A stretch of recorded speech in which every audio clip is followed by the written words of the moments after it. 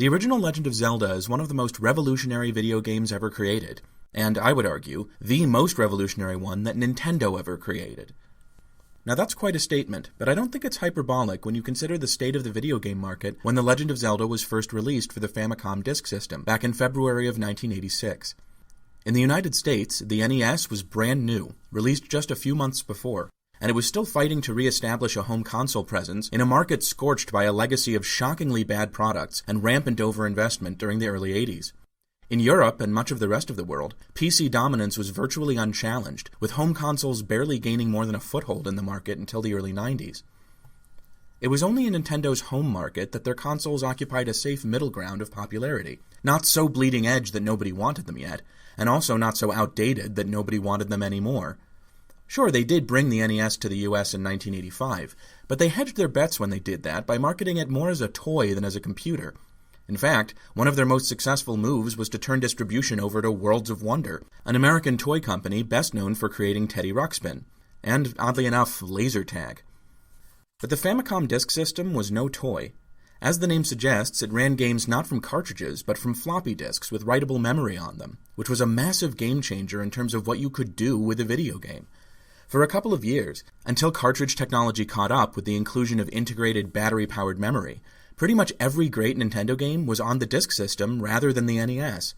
Metroid, Castlevania, Super Mario Bros. 2, well, our version anyway, Kid Icarus, and especially The Legend of Zelda. Zelda was a game that took advantage of everything the disk system had to offer. The world was bigger and yet more detailed than anything a home console manufacturer had produced up to this point. Remember that this game originally released before even the first Dragon Quest, let alone something like Final Fantasy, which wouldn't come out until the tail end of '87. The variety in enemy design and level structure was a huge step ahead of even its closest contemporary peers, like Alex Kidd or Bubble Bobble. Although now that I think about it, those games also came out after Zelda. And because you could always put the game down and return to it with your progress intact, Zelda's designers could and did assume that players would talk to each other about it and swap hints about what to do before making it to the end, and the game is designed with that in mind. Not a lot of people are aware that The Legend of Zelda and Super Mario Bros. Were actually developed at roughly the same time by roughly the same team, with ideas passing from one project to the other as each took on its final shape. Super Mario Bros. Would ultimately turn into the epitome of the linear, stage-by-stage platformer, and in keeping with that idea, the game's mechanics were all about sheer fun, driving the player through a string of constant short-term goals. Grab that mushroom, clear that gap, get to the top of that flagpole. The Legend of Zelda was an attempt to do essentially the opposite of that, subject to the limits of 8-bit game design, of course. It would have a slower pace and more of an emphasis on immersing the player in a virtual setting. Rather than present an obvious goal, like go right, it would force players to explore and poke around until they found the dungeons and items that represented progress, with the distinct possibility that they would get stuck and resent the game for being confusing. Metroid, which came out later that year, had a very similar approach, but if anything was even more potentially frustrating, because it featured difficult platforming tasks as well as exploration, sort of like a mix of Mario and Zelda in terms of challenge. The Legend of Zelda didn't call itself an adventure, like its sequel did, but it absolutely felt like one, and was possibly the first home console game to do so.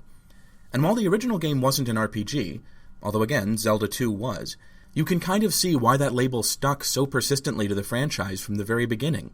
It feels like an RPG because you keep getting more abilities as the game goes on, and you have to think creatively in order to beat it, which at least used to be quite characteristic of JRPGs.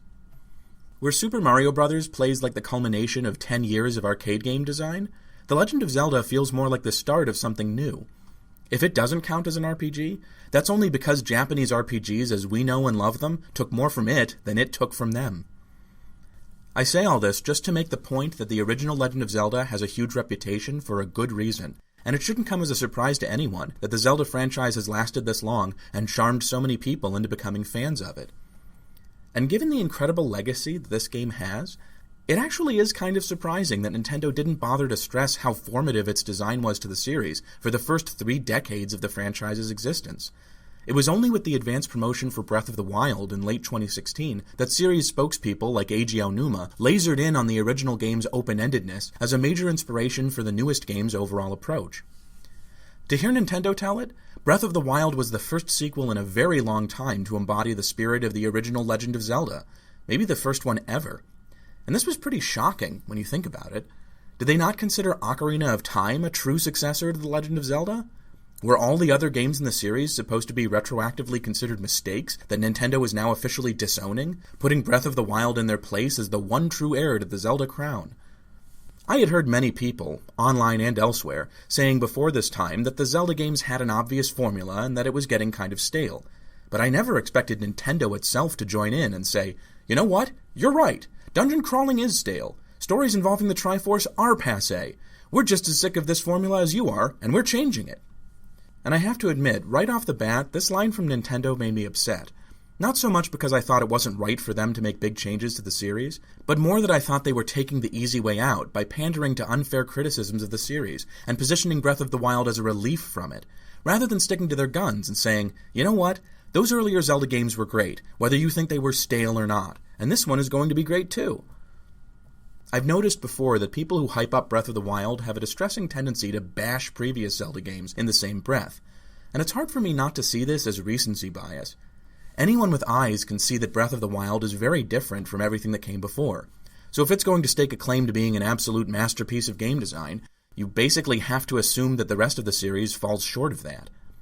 Breath of the Wild gives you perfect freedom, so I guess that means Twilight Princess must have locked you in a cage and fed you cold gruel, right? Breath of the Wild has the biggest and most lavish overworld ever created for a game, so the Wind Waker must have been set in somebody's backyard porch, right? But although it annoys me that people bash the games in between The Legend of Zelda and Breath of the Wild when they may not even have played those games, I'm actually far more irritated at the also common idea that Breath of the Wild was a perfect embodiment of what the original Legend of Zelda was striving for, when even fewer people have played both of these games and are in a position to properly compare them. Even with several re-releases over the years, it's reasonable to assume that considerably fewer than 10 million copies of The Legend of Zelda have ever been sold, while more than 30 million people bought Breath of the Wild. And what's more, when it came out, it had already been a quarter of a century since most people had stopped playing NES games altogether. Many of Breath of the Wild's most enthusiastic promoters have never owned an NES, or a Game Boy Advance for that matter. I'd be surprised if more than a tenth of the people who finished Breath of the Wild had ever played a minute of the original Legend of Zelda. And whoever says that Breath of the Wild is the only true successor to the great Zelda legacy, whether it's a new fan who hasn't played any other Zelda games, or an old fogey who's played all of them, or Eiji Aonuma, or even the sainted Shigeru Miyamoto himself, I know they're wrong. Because I know of another Zelda game, one that doesn't get talked about a lot these days, but which absolutely builds on and improves every aspect of the original's design, without discarding the exploration and open-ended freedom that made it so special. This game is older than Breath of the Wild, and according to my admittedly shaky knowledge of video game inheritance, that gives it first dibs on the crown, despite the fact that it's been shoved aside by later entries and kept out of the limelight for most of its existence. You can think of it as being like the Prince Charles of Zelda games. Or King Charles, I guess. I'm still getting used to that, to be honest. In my mind, he'll probably always be just a really old prince. Anyway, the game that I'm talking about is not Ocarina of Time, or Majora's Mask, and certainly not Twilight Princess. I love that game, but I can't deny that it's far more linear than it is open-ended. No, the game I am talking about originally came out in November 1991, and it's called A Link to the Past.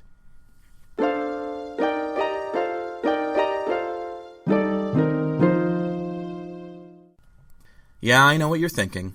Very funny, Cinnamon. You say that this is going to be about an obscure Zelda game, and then it turns out to be a beloved all-time classic. You do know April Fool's Day doesn't last through all of April, right? But I was telling the truth earlier when I said that people don't talk much about this game anymore. Just because most Zelda fans have heard its title, and maybe seen some screenshots of it, doesn't mean they know what it is. The last time I can remember a lot of buzz about A Link to the Past was when its spiritual sequel, A Link Between Worlds, came out for the 3DS a decade ago. And even then, most of the attention was focused, rightly, on the new game and all of the things that it changed. This isn't a game like Ocarina of Time, which actually outsold the original Legend of Zelda, and has since been eulogized, scrutinized, and analyzed to death in both YouTube videos and the gaming press. Like most great SNES games, A Link to the Past is widely loved, but not widely discussed, and I think it's fair to say that among the current generation of gamers, it's still flying under the radar. So given that, I think it makes sense for us to start with a little recap of what happens when you boot the game up and play through it, before moving on to what it all means.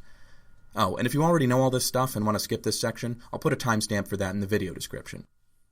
A Link to the Past begins with Link asleep in his bed when he's awoken by a telepathic message from Princess Zelda, asking anyone who will listen to come and free her from the dungeon of Hyrule Castle. She also tells him, and this will make a lot more sense a few scenes later, that the evil wizard Aghanim is trying to open the seal of the 7 wise men, and in pursuit of that goal has done something to the other missing girls. Link's uncle, who is sitting nearby, then tells him that he has an errand to run and he'll be gone until morning, and walks out of the house holding a shield and sword out in front of him. I'll assume that you can put 2 and 2 together from here and realize what his uncle intends to do, but spoiler alert, it doesn't work. Link is understandably worried about him, so he grabs a lantern and goes out to the castle himself. Finding a secret entrance beneath a rock, he sneaks in and discovers his uncle badly injured and lying against the wall. He gives his sword and shield to Link, then urges him to rescue Zelda, and, dies. Or at least seems to. Link heads for the dungeon to rescue Zelda, and travels with her through another secret underground passage to a sanctuary, where a friendly priest will hide her from Aghanim's soldiers. Zelda also tells Link that Aghanim is being protected by a powerful evil force, which can only be countered by the magical Master Sword resting in the Lost Woods to the north. Link is directed to a wise old man named Sahasrara, who lives in a nearby village, and learns from him that the Master Sword can only be wielded by a true hero, whose worthiness can be proved by obtaining 3 pendants hidden in far-flung corners of Hyrule. Along the way, there's several essential story details that can be clarified if you talk to people and pay attention. First of all, Aghanim has managed to put the government of Hyrule completely under his control. Apparently he got into the good graces of the king, and then betrayed and imprisoned him. All the soldiers of Hyrule now obey Aghanim, so if you run into them at any point, they'll attempt to kill you. After rescuing Zelda at the beginning, Link is technically an outlaw for the entire rest of the game, and some people in the village will actually rat you out and sick the guards on you if you go near them, while others, who presumably know Link better, are friendly and give you useful advice and loan or sell you various items. Also, about that missing girls thing.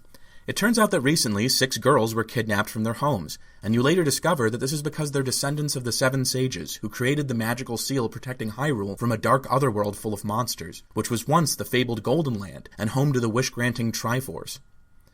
The one who kidnapped these descendants of the sages is, big surprise, Aghanim, who plans to use their magic to break open the seal and release an evil creature named Ganon. Ganon in this story was once an adventurer who went in search of the Triforce in the distant past, and when he finally found it, wished for world domination. The power of this wish was so great that it transformed all of the Golden Land to reflect his evil intentions, and gave him power almost beyond measure, but it also left him trapped inside this new dark world with no way to return to Hyrule. Aghanim is actually using his magic to teleport the kidnapped girls into the dark world, and when he sends the last one away, the seal will be permanently destroyed. When Link is finally able to draw the Master Sword, he suddenly hears a panicked message from Zelda and rushes to the sanctuary, only to find that Zelda has been discovered and abducted by Aghanim's soldiers. Link chases after them and finally confronts Aghanim in the highest tower of Hyrule Castle, but not before Zelda, the last of the 7 sages' descendants, is transported to the Dark World, breaking the seal and freeing Ganon to wreak havoc on Hyrule. Link wins the subsequent fight with Aghanim, but it does no good. In fact, after it's over, Aghanim uses his magic to send Link to the Dark World as well. The entire rest of the game's story takes place in the Dark World, with Link tracking down and rescuing the 7 maidens from dungeons, each one full of fiendish traps and grotesque monsters.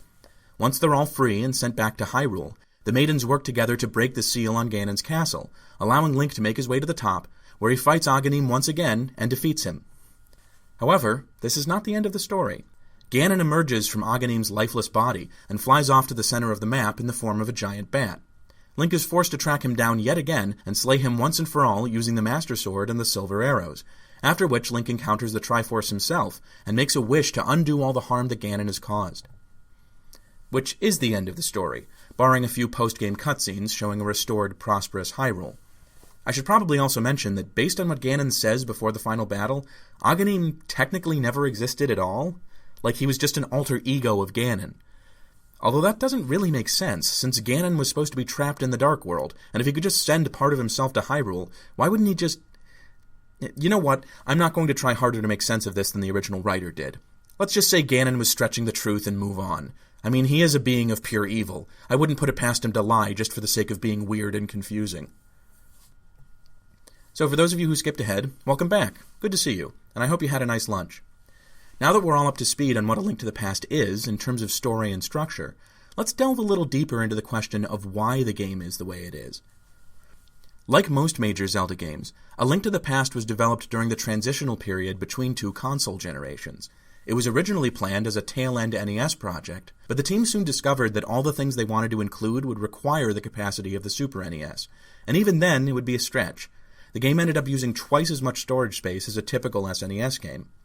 Also, like the original Legend of Zelda, A Link to the Past was developed by many of the same people who had previously made the hit Mario game for the same console, that is, Super Mario World. These two games shared the same producer and director, as well as one of two programmers and composer Koji Kondo. And while these two games are obviously very different, there is one major design element which they share, and which distinguishes them from their NES forebears: a greater emphasis on thoroughly exploring levels and solving puzzles within them. Super Mario World was not the first Mario game to have branching level paths. That would be Super Mario Bros. 3. But it was the first to feature branching paths within levels, leading to alternate exits, and this opened up design possibilities that were unthinkable in previous titles. Optional power-ups like Yoshi or the cape went from being something that made a level easier to something that completely changed the level by allowing you to reach a different part of it. In some levels, reaching the most obvious exit wouldn't even lead to progress. Instead, it would only open up a dead-end path, leading right back to the level you just finished, forcing you to find another, more complicated path through it. In other words, Super Mario World took the basic Mario framework and added to it the wildcard element of nonlinearity, where once you had a straight shot from the left to the right, with only one clear goal to aim for, now you had a choice of several different goals, and depending on which one you picked, you might go directly to the next level in the intended sequence, or be teleported to the farthest corners of the map, containing the strangest and most challenging levels in the game, or even go nowhere at all and have to reconsider your approach from the ground up. So at this point, some of you, especially fans of the older Zelda games, might be thinking, hold on, you said that Super Mario World and A Link to the Past innovated on their predecessors in the same way, and also that what Super Mario World added to the Mario formula was non-linearity? But Zelda was already non-linear. In fact, the original was more non-linear than A Link to the Past. You can't give that game credit for doing the opposite of what it did. Now this is a problem I'm going to have to tackle sooner or later, so I'm going to take the bull by the horns right now. Let's take an in-depth look at exactly how nonlinear that game really was, and how its nonlinearity relates to the designer's artistic goals.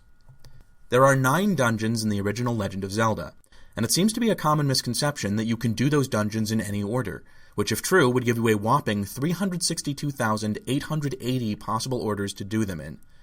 But even using the most charitable interpretation of finishing a dungeon, this is not possible. You have to finish level 9 last, since it's the place where Zelda is being held hostage by Ganon. This already reduces the possibilities by an order of magnitude, although I admit that it isn't a very meaningful distinction to go from 360,000 options to 40,000 options in the context of playing a video game. More importantly, you can't even access most dungeons without obtaining items from lower-numbered dungeons, meaning that you at least have to enter them and stay long enough to find the items in an order that is actually closer to totally linear than it is to totally non-linear. Obviously, you can grab the dungeon items and then leave to tackle other dungeons, but the vast majority of players don't do this for a few obvious reasons. It's tedious, involving a massive amount of unnecessary backtracking. It's confusing, since you don't know which later dungeons a specific item will help you finish until you start going through them, and possibly find out that you're missing an item you need, which is even more wasted time.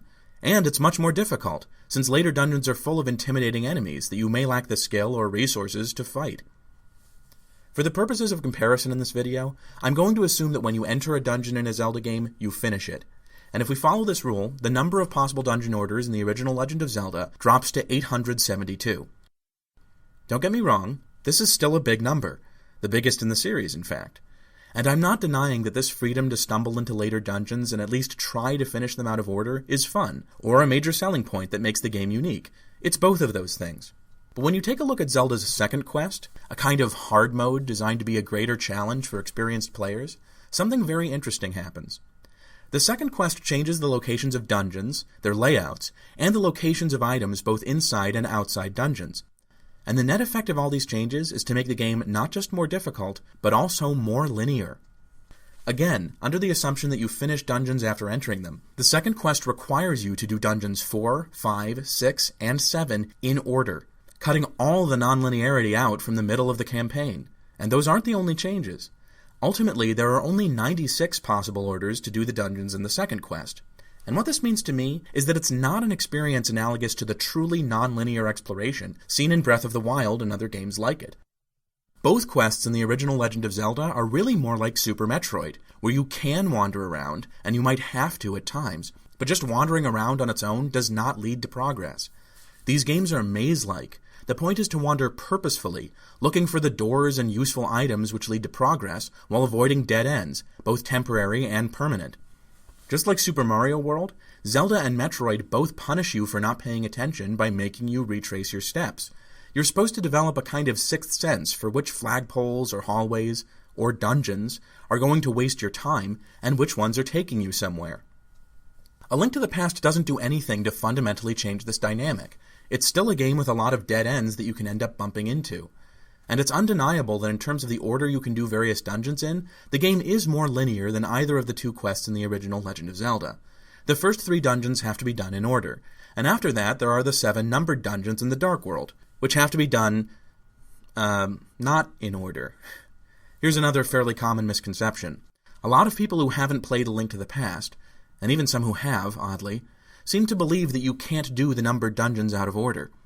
I suppose they might develop this impression from the simple fact that the dungeons are numbered in the first place, setting aside the fact that the dungeons in the original Legend of Zelda are also numbered. But the fact is that you can do the Dark World dungeons out of order, and it's not even that hard. You do have to go to the Palace of Darkness first to get the hammer, but after that, the world's your oyster. Depending on items you've obtained outside of the main dungeons, you can tackle levels 2, 3, 4, and even 5 in any order after you complete level 1. Level 6 is accessible as soon as you get the hookshot from level 2 and another item found in the overworld, and level 7 only requires you to have finished levels 4 and 6. There are 33 different possible orders to do these dungeons in, and while that's certainly much less than the baseline level for The Legend of Zelda, it compares favorably with the second quest. I don't see how there's much difference between 33 options and 96, to be honest. But A Link to the Past also gives more weight to your decision to complete dungeons in a certain order. Unlike in the original, where going out of order is largely a matter of personal taste or showing off your skills, certain dungeon items in A Link to the Past can make earlier dungeons much easier to deal with. The 4th dungeon, Thieves' Town, contains the Giant's Glove, which opens up a bunch of optional heart pieces and the powered-up Tempered Sword. Level 5, the Ice Palace, contains the Blue Mail, which cuts the damage you take in half. On my latest playthrough, I made sure to hit both of these dungeons before going to number 3, the Skull Woods, which I actually find to be much more difficult than either of them. However, even this is not the reason why I believe that A Link to the Past is more open than The Legend of Zelda was. I don't base this judgment on the sheer number of possible dungeon orders. The original obviously wins on that basis, but rather on the design of the game's dungeons, as well as its overworld. A dungeon in the original Legend of Zelda is fundamentally a fairly simple affair. It's a collection of rectangular rooms connected to each other by doors or bombable walls, filled with a combination of enemies, simple traps, and occasionally some kind of puzzle. The puzzles are extremely simple, most boiling down to stuff like pushing a single block to open a hidden staircase, or finding a piece of meat to feed to a hungry Goria. The traps are also fairly basic, and few in number, to the point where you can count them on the fingers of one hand.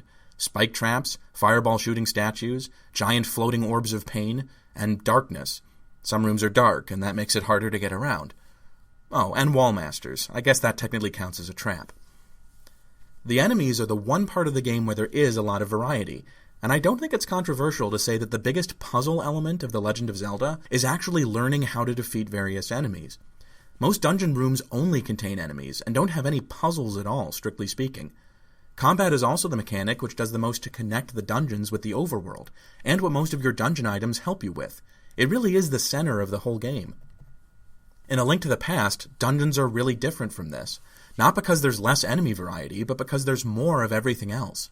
Rooms are bigger and come in all kinds of crazy shapes, with more varied ways of moving between them, like teleport tiles, one-way doors, and holes in the floor that let you fall to lower levels.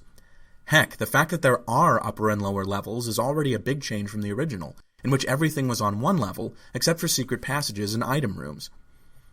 Puzzles are also a much more integral part of the experience, with most larger dungeon rooms featuring at least one, including some real head-scratchers that make you manipulate several different objects across multiple rooms. And because the game doesn't let up on the combat front, figuring out these puzzles is a truly challenging and stressful experience that tests your mental agility and your coordination at the same time, to an extent that simply wasn't possible in the original. In other words, while the number of different orders you can do the dungeons in is smaller, you actually engage in a lot more exploration inside each dungeon. The slight decrease in long-term complexity is more than compensated for by a massive boost in short-term complexity, and this is also clearly observable in the overworld. The original game gave you access to more of the land of Hyrule from the beginning of the game, meaning that overworld exploration is more open in that game. But there's a lot less to do while you're in the overworld, and consequently you spend much less time there. A Link to the Past is full of engaging things to do in the overworld. Collect heart pieces, talk to NPCs, play minigames, catch fairies with a bug net and stuff them in bottles to use later, or just wander around and feast your eyes on a world that's much more aesthetically interesting than the bland monocolor tiles of the original 8-bit Hyrule. Not only that, but A Link to the Past actually makes you do a fair amount of overworld exploration in order to find crucial weapons and items. Stuff like the flippers, the Book of Mudora, the ice rod, the silver arrows, and the ether and quake medallions. You won't find these in any dungeon, but they're all required to beat the game, and the only way to find them is to get the old noggin joggin' and explore the overworld. The original Legend of Zelda did have a few items to find outside of the dungeons, like bombs and the blue candle, but you mostly bought these items from shops, which is boring, and also unfortunately required you to grind for rupees at several points, which I'm pleased to say is something my favorite 2D Zeldas have never made me do. In A Link to the Past, you find most of these by exploring caves and solving puzzles. So remind me again which of these two games has the bigger emphasis on exploration. The one where you go poking around to find game-critical items, or the one where you fight forest gremlins for an hour so you can get enough money to just buy them? Seriously though, I'm not trying to trash the original Zelda here. My point is just that, however counterintuitive this might seem, it's actually possible for A Link to the Past to have both a more complex story and dungeon design, as well as more opportunities to explore and find interesting things, more structure and more exploration, because it's just so much bigger than the older game is. It has more of both, and from what the developers have said about it, this was what they wanted for Zelda all along. It's not a betrayal of Zelda's founding principles, it's the realization of them.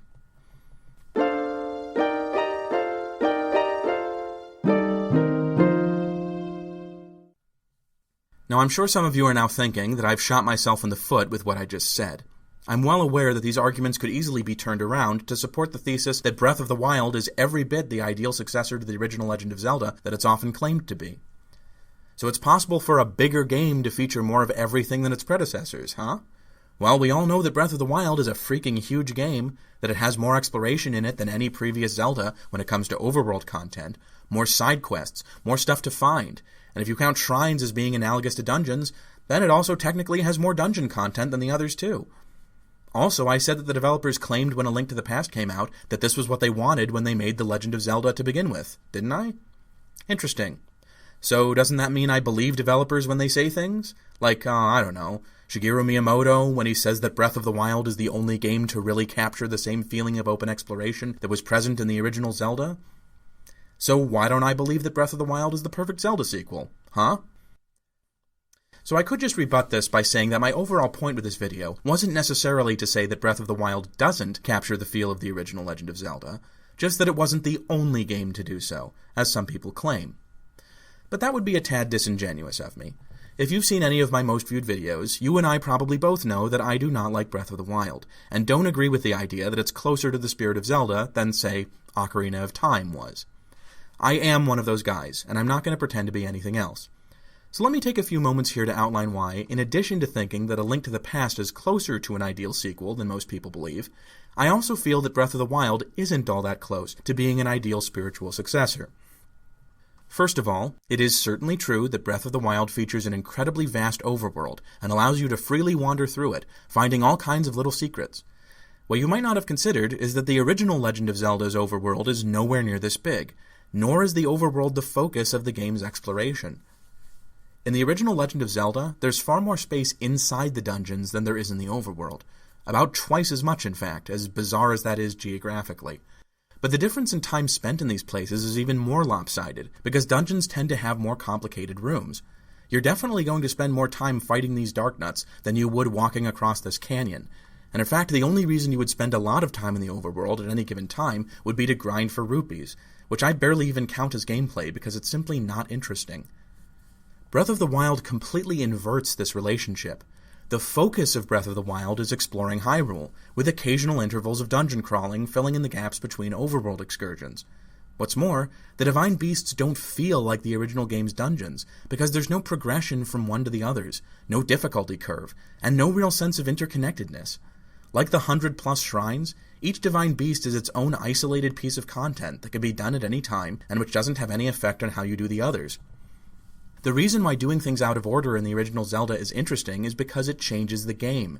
You might get some cool dungeon items early, or end up facing enemies far above your skill level. It shakes things up.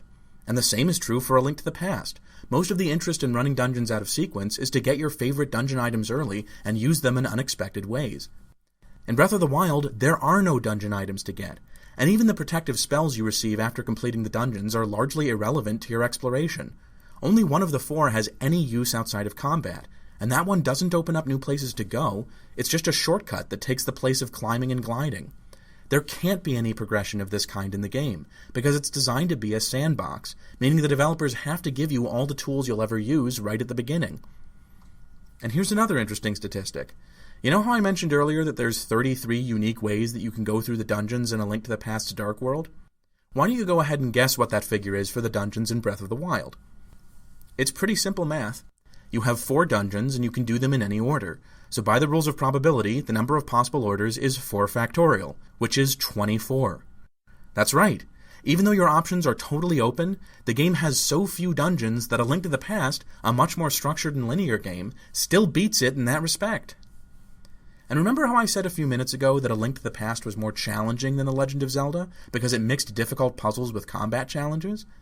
Well, at least in The Legend of Zelda, there are rooms where you have to push a block or something while also fighting tough enemies.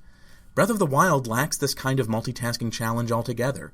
All the dungeons feature piss-easy enemies and are basically a single giant puzzle. And this is also true of the vast majority of the game's shrines. There's no melding of multiple different kinds of puzzle in the same space, or having the enemies in a dungeon be the puzzle by making you fight them in unusual ways. Everything is either a straightforward fight against the same handful of different enemy types, or a super contrived puzzle that feels like something designed to amuse you rather than something that would actually exist. As for enemy variety in general, this was arguably the biggest hook of the original Zelda when it came out. Outside of RPGs, there weren't any other games at this time that featured so many distinctive enemies. You had Dodongos who had to be fed bombs, Darknuts who couldn't be attacked from the front, Like-Likes who could eat your shield, a Goma who's only vulnerable to the bow and arrows, Lynels and Heirs and Heirs, oh my! This is arguably the biggest gulf between the design goals of the original Legend of Zelda and Breath of the Wild.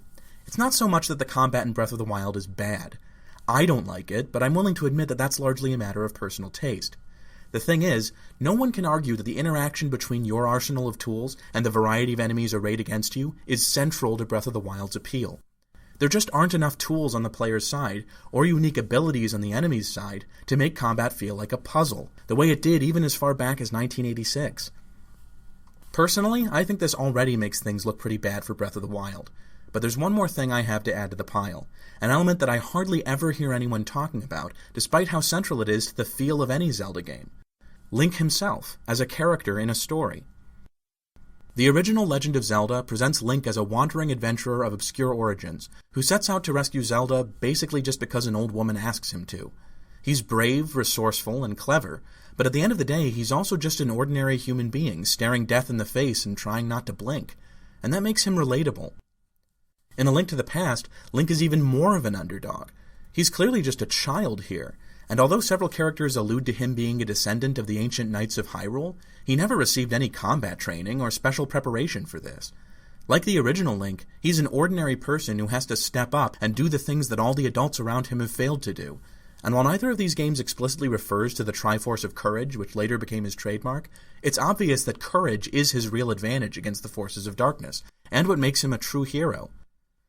Despite later 3D entries in the series getting more and more linear over time, one thing that has always reminded me that this really was Zelda was the persistent echoes of this characterization of Link as a beleaguered nobody who overcomes tremendous odds and takes terrible risks to protect the innocent. You can see it in Ocarina of Time. You can see it in Wind Waker. You can see it in Twilight Princess. But regrettably, I just can't see it in Breath of the Wild, or its sequel. Because Link in this series isn't an obscure nobody before the game begins. He's already a Knight of Hyrule, a figure of legend who's already known to all of the major characters, including Ganon, before the player presses a single button. As you unveil more of his backstory, you learn that a century ago he already had a budding romance with Zelda, close friendships with the doomed pilots of the Divine Beasts, and combat training that made him about as prepared to defeat Ganon as anyone else. He doesn't find the Master Sword and earn the right to wield it on screen. In fact, he's chosen in the first place to protect Zelda because for some unspecified reason he's already able to use the Master Sword. Instead of being an obscure adventurer or a village boy who turns into an unlikely hero, Link is arguably already a hero at the beginning of Breath of the Wild. Just a hero who got a little clumsy, had his torso stomped in, and had to spend 100 years absorbing blue goop in a cave to get better. I'm not saying you can't do interesting things with a premise like this. The 1998 PlayStation game Medieval also begins with a hero reawakening after 100 years to defeat a villain who he failed to vanquish the first time, and that game actually has a really fun story. But Medieval wasn't afraid to make its protagonist a hapless goof who failed because he sucked at fighting, and who has to earn the heroic status that was bestowed on him in life to be respected by his undead compatriots. It also wasn't afraid to present the kingdom dominated by Zarok as a truly awful and horrific place, suggesting that Dan Fortescue's failures as a hero had devastating consequences. Medieval's premise enhanced its status as both a comedic adventure and a horror game. Breath of the Wild isn't really trying to be either, and its story doesn't do much with this unusual premise, especially considering that it cheats on it by giving Link amnesia so other characters can exposit at him without coming across as ridiculous. Overall, Breath of the Wild is just too timid and tentative with its story to really hook me. It's afraid to show Hyrule under Ganon's domination as an awful, haunted place, like the original Legend of Zelda did, because that might make you feel bad about wasting time clearing out enemy encampments or climbing mountains when you could be saving Hyrule. It's afraid to show Link as helpless or inexperienced, like A Link to the Past did, because it's a sandbox game that wants the player to feel empowered, not scared and desperate. And by the way, this is also why the game's mandatory content is mostly so friggin' easy, not to mention easy to break with healing items and armor. And the net result of all this is that I simply can't think of Breath of the Wild as an ideal spiritual successor to the game that kicked off the Zelda series. At most, I would be willing to concede that it's inspired by the original Zelda, and is trying to evoke the same feeling that players had while traversing the overworld in it all those years ago, back when the concept was fresh. And Breath of the Wild was fresh. That's the one major plus I'll give it. It was not a retread. So if you ask me which of these two games comes closest to upgrading the original Zelda's spirit, preserving that feeling of freedom, while adding a level of polish and content richness that makes it better in every way, from the overworld exploration to the dungeon crawling, to the music, to the NPC dialogue, my answer is, and probably always will be, A Link to the Past.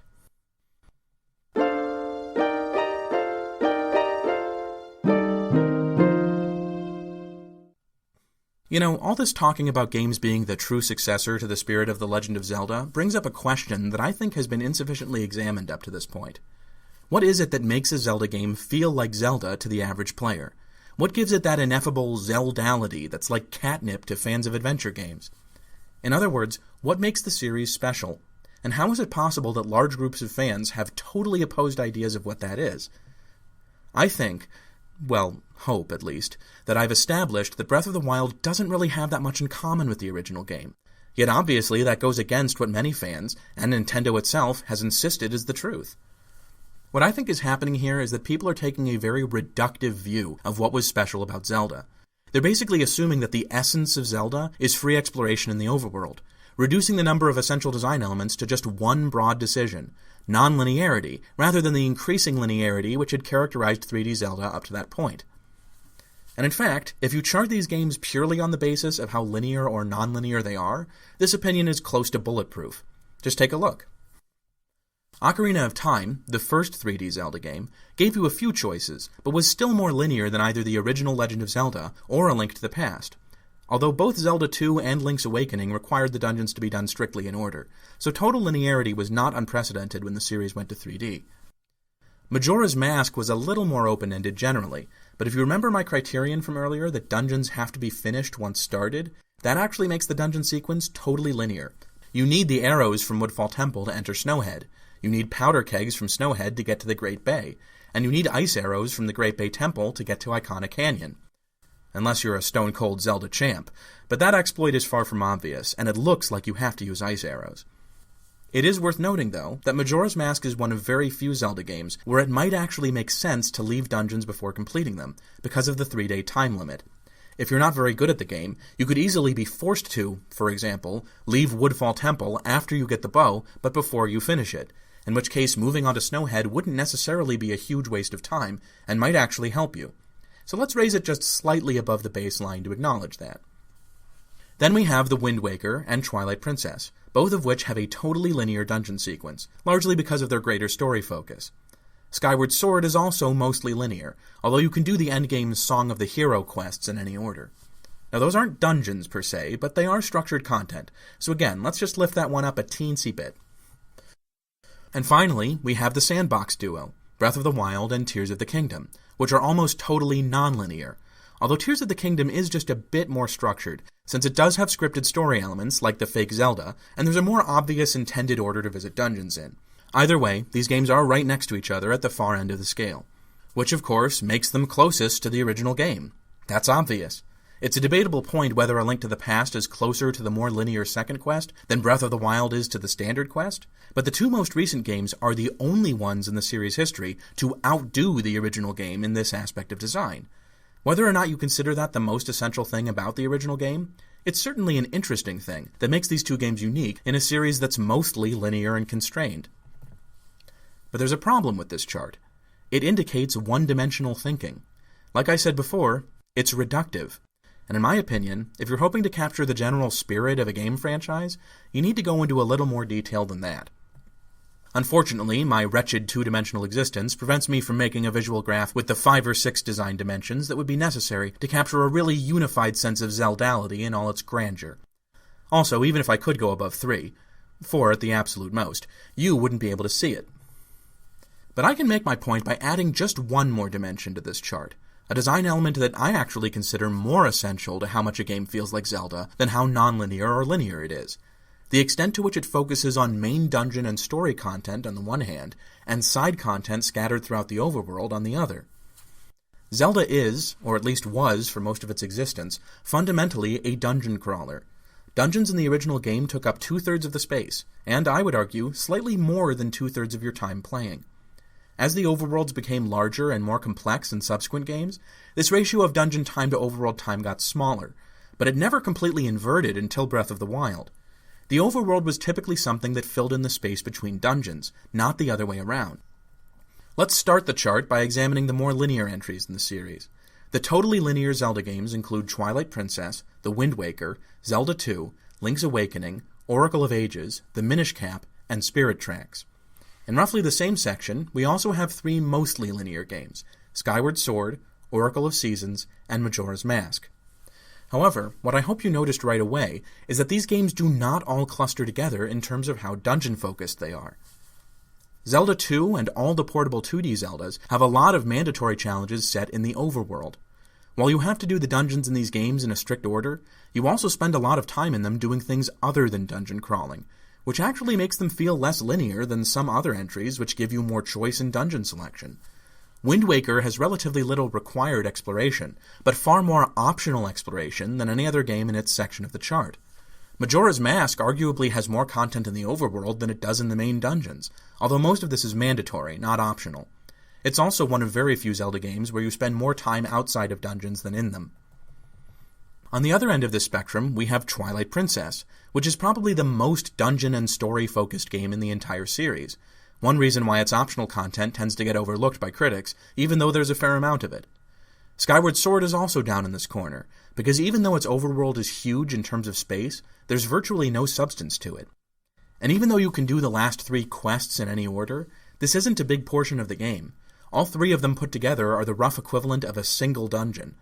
I would rate it as only slightly less linear and slightly less dungeon and story focused than Twilight Princess, and neither game gives you a particularly strong feeling of freedom while playing. They're both very set-piecey, if that makes sense. Above this section stands the unlikely duo of Ocarina of Time and Phantom Hourglass, Two games which don't have a lot in common otherwise, but which do have a similar level of freedom in dungeon selection. Both essentially let you choose the order in which you do 3 major dungeons during the second half of the game, giving you between a half dozen and a dozen different possibilities. And both of these games have a fairly content-rich overworld. Although with Phantom Hourglass having an entire ocean to explore, I think it's farther to the right than Ocarina of Time. A Link to the Past is the next one up, and it's fair to say that it's substantially more open-ended than Ocarina of Time, but very close to it in terms of the main dungeon and story focus. And above A Link to the Past, we have the original Legend of Zelda's second quest, and finally the standard quest which kicked off this whole ungodly long video. Oh, and also A Link Between Worlds. Remember how I said earlier that no other game in the series had more possible dungeon orders than The Legend of Zelda? Yeah, that was a lie, because A Link Between Worlds has 5,040 possible dungeon orders, thanks to the fact that you can do the 7 low-rule dungeons in almost any order you like. Now there's a lot of other interesting things about A Link Between Worlds, but that's going to have to wait for another video, because Christ has this one lasted a long time already. For the moment, let's just note that it's right at the top of the scale in terms of open-endedness, and a little left of the middle in terms of dungeon-focusedness. So where are Breath of the Wild and Tears of the Kingdom? Right here, at the top right corner of the chart. Both of these games are unfathomably nonlinear in just about every respect, not just the main dungeons, and they're also primarily oriented toward overworld exploration and little split-up content chunks, not dungeons. And we can see immediately that this idea that Breath of the Wild was the closest thing to the original Legend of Zelda just doesn't hold up as soon as you start considering elements other than linearity. The closest point to the origin of the series isn't Breath of the Wild at all. It's A Link Between Worlds, and A Link to the Past is runner-up. Even Ocarina of Time is as close to being an ideal spiritual successor as either of the 2 most recent games. And this shouldn't be that shocking to you unless you're a dyed-in-the-wool sandbox supremacist who never played a Zelda game before 2011 and drinks a gallon of Fujibayashi Kool-Aid every day. However, I'm fully aware that this chart is far from definitive. That's actually also part of my point. According to it, Skyward Sword is about as far from Breath of the Wild as you can get. But the truth is that these 2 games have a lot in common, especially in their movement mechanics and overall aesthetic. Skyward Sword also feels very different from Twilight Princess, even though my graph puts them right next to each other. And I still can't get over how Ocarina of Time and Phantom Hourglass ended up sharing a tent on this bizarre camping trip I set up. Even when you only consider 2 foundational design principles, Zelda is all over the map as a series, and who's to say what makes certain design choices Zelda or not Zelda? If you go by what's most common for the franchise, that would pull very hard in the direction of absolute linearity. Fully half of the games in the series don't give you any choice at all, including quite a few fairly recent ones. That's the series standard, as much as some people might hate it. On the other hand, if the criterion is that it has to be like the first game in the series, a criterion, by the way, that nobody even considered until Nintendo started hyping up Breath of the Wild, then really we all ought to insist that Nintendo make a sequel to A Link Between Worlds next. But either way, one thing is perfectly clear. Zelda needs dungeons in order to feel like Zelda, whether you mean feeling like the original game or feeling like what people have come to expect from the franchise as a whole. And what Nintendo's been putting into the series recently just isn't cutting it, especially when they're going to have you freely explore an already explored overworld in a game set basically right after the end of the last one. So I'll make you a deal, Breath of the Wild fanatics. You stop pushing this nonsense about your favorite game being better than all the other Zeldas because it's more authentic, or closer to the original, and I'll stop making pedantic videos to discredit it. And Nintendo, I'm cutting you in on this deal too. You don't have to abandon your giant overworlds, or your weird magical goat people, or your fish wedding subplots. All you have to do is make a Zelda game where you find puzzle-solving tools in dungeons again. Linear, non-linear, I don't care. Follow your dreams. But Zelda fans need this, even the new ones, whether they know it or not. That's all I'm asking. And if you do not listen, then the hell with you.